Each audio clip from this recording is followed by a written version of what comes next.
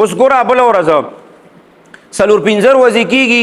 چې په ملکند یونیورسټۍ کې یو هلک دی موسی نومې دی هغه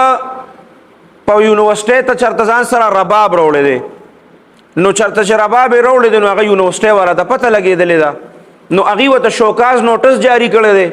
کله چې ورته شوکاز نوټس جاري کړی دی نو هغوی کې 3 ورځې وي هغه د هغې جواب وغیره لګیا او تیاره وي چې هغوی هلته نه نوټس جاري کړه چې ته مونږ د یونیورسټۍ نه اوښکلې ختم هم کړې هغه ته وی چې د شپې مازدیګر ماښام ټایم وي د شپې ته د یونیورسټۍ نه وځه هغه چې کله د یونیورسټۍ نه اوتې دی نو والله عالم چې د سره موټر سایکل و خپلو پردیو یا دې چا په موټر سایکل والی یا د په موټر سایکل اکسیډنټ کړی دی هغه بیا دلته کې نږدې هسپتال کې چا نه اخسته ورته یې وی چې دا پېښور هسپتال ته ورسوی پېښور هسپتال ته چې کله بوتلی دی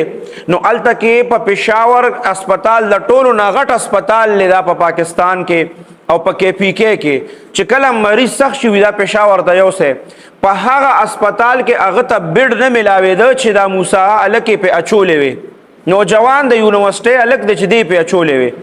هغه ته بیډ نه میلاوېده نو چې بیډ نه نو تاله به ډاکټر څه خواله راشي او د دې اوس دې کې ګوره مسلې دوه دي یو مسله چې کومه ده هغه د هسپتال ده چې په هغې کې هغه ته بیډ میلاو نه شو دویمه مسله په دې کې د یونیورسټۍ ده چې یونیورسټۍ والا د شپې دی ولې د یونیورسټۍ نه بار راوباسه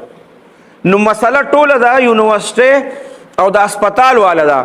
او په دې کې بدنام څوک کړه تاسو ته پته ده په دې کې بدنام چې دی نو هغه دین او مولا که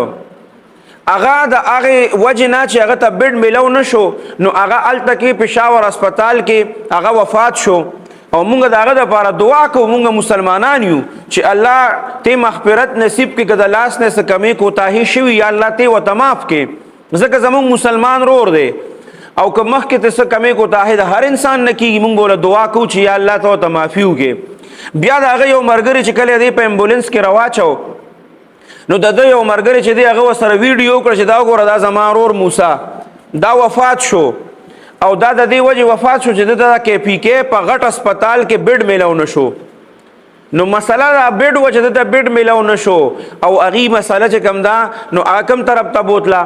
اولې هغه رباب طرف ته بوتله چې د رباب راوړی بیا یې هغه مسله په مولیانو پسې ور واچوله او بیا د هغه ملګرو او د هغه چې څومره یو بل وو که نه هغې داسې کار وکړو چې د ده په باره کې په پوسټونه شروع کړو او پوسټونو سره به یې څه لیکل رباب به یې ورکړی او موسی چې کوم دی نو دی به د تصویر به یې ورکړی او په ورسره به شعرونه لیکلي وو لیکل به یې کړي او څه به یې وي ما عکسونه د رباب سره اپلوډ کړه وی ما عکسونه د رباب سره اپلوډ کړه وی د مولانا په ابې په دې ځای کې ډیش داسې غلطې کنځلې لیکلې وي که نه د مولیانو په موریانې یاد کړی وي یو مولی نه دی یاد کړی مطلق مولی یاد کړی دی که هغه بریلی دی که هغه دیوبندي دی که هغه شیعه دی که هغه اهل حدیث دی که هغه جماعت اسلامي دی که هغه پنجپیری دی که هر قسمه مولا دی هغه مطلق ټول یاد کړی دي دغه ځای کې دونه غلطې کنځلې لیکلي دي چې د هغه مور چې کومه ده نو هغه داسې د هغه نه پې لاړه نو مسله کوم ځای کې و هسپتال والا سره مسله وه یونیورسټۍ والا سره مسله وه او مسله راله د مولا غاړې ته یې راواچوله او د هغې په ضمن کې چې کوم دی نو دین او مولا او زمونږ دین او چې کوم ده د دین هغه مضبوطه قله ده او مضبوط یو پلر دی زمونږ هغه مولا یې بدنام کو او په مولا پسې ونختل او څه وایي یو پکې دا وایي چې مولیانو ته وایي چې ته زما رباب نه منې نو زه ستا اذان نه منم دا څونه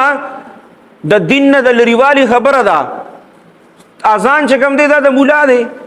اذان خو د مولا نه دی دا خو زمونږ د دین حصه ده وایي ته زما رباب نه منې وایي زه ستا اذان نه منم دې